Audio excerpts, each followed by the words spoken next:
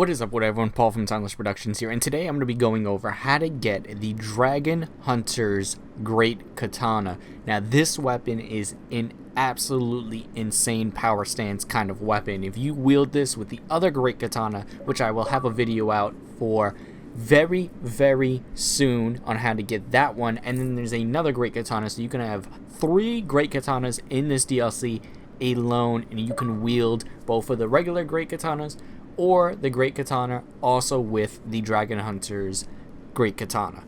So, with that being said, this weapon is absolutely insane. It is amazingly good, especially if you're a bleed build as well. You actually have this kind of attack where you throw this kind of like whip kind of thing at the enemy. Is like an FP kind of move set. It's a really cool one. I'll show it off kind of. I didn't have the stats because I had respect for something else. Didn't have the stats to fully show it, but you'll see it from the boss when I'm fighting the person you have to kill in order to actually obtain this weapon. So again, without further ado, let's go ahead and get right into the showcase of the weapon. Now, this weapon with just regular RBs or R1s is absolutely incredible. You could tell it really holds some power when you're hitting. It is insane. Now, for your harder attacks, your RTs and R2s, you do a kind of like swiping attack where you hit from left to right or right to left. So it's really cool. Now, if you're just regular chaining them together where it's RB and RT or R1 and R2 together, you can do a great. Now, that's the move I was talking about with your LT or, of course, your L2, which is you jump up in the air and you swing kind of like blood towards the enemies, which does insane damage, especially if you're a bleed build.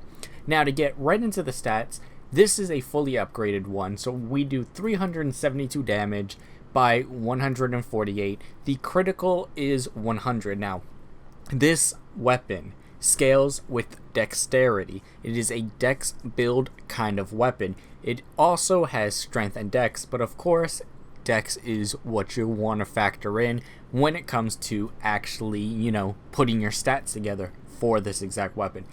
Like I said though, insane weapon and very easy to obtain and to find, and you can get it directly as soon as you begin Shadow of the Erdtree, right from the very first grace in the DLC. So let's go ahead and get into it. So from our very first grace, which is of course Gravesite Plains, we're gonna go ahead and head over here to the right on the same road that we usually take. We have to head over here to Dragon's Pit Terminus. So if you take the road all the way up, you'll come over here to 3-Path Cross, of course. If you go over the bridge towards Castle Annis, you will then take the road to the right side of the area, and you're going to go ahead and follow this path all the way down till you get to this side of Grace, which is Pillar Path Waypoint. Now that is specifically where you want to go. When you get here, this is where you'll be. On the right side, the first time you get here, there will be a guy on the ground screaming about someone named Bale, and it's Egon. We will have a video up about how to do his quest line very soon as well. Heading a little bit further forward, you will then be invaded by a certain summon called Ancient Dragon Man. Now, it's about this exact area where you will get invaded, and he will come to fight you. Go ahead, fight him, kill him, and take him out. Once you take him out, all we have to do is head up the road a little more. Now, he's going to be using the Dragon Hunter Great Katana.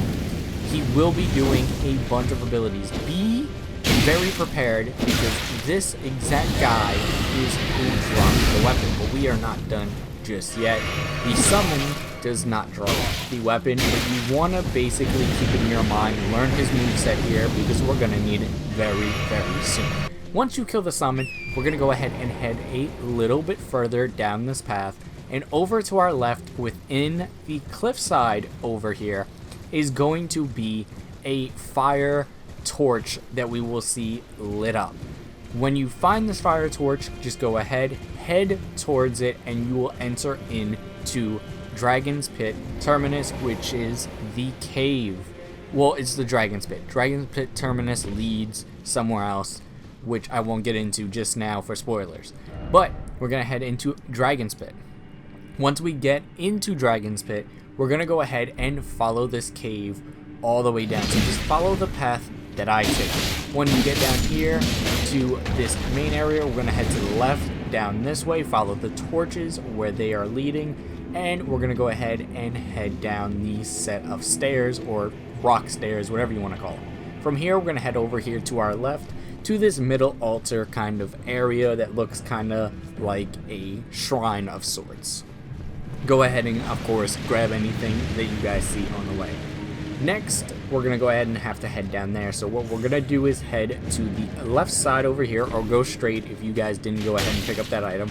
And we're going to head down this cave over here.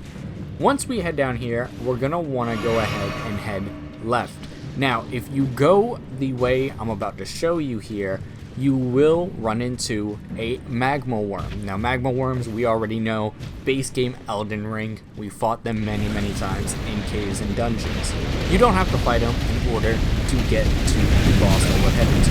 He is here, though, if you want an extra dragon heart, just so you guys can go ahead and grab that if you want that.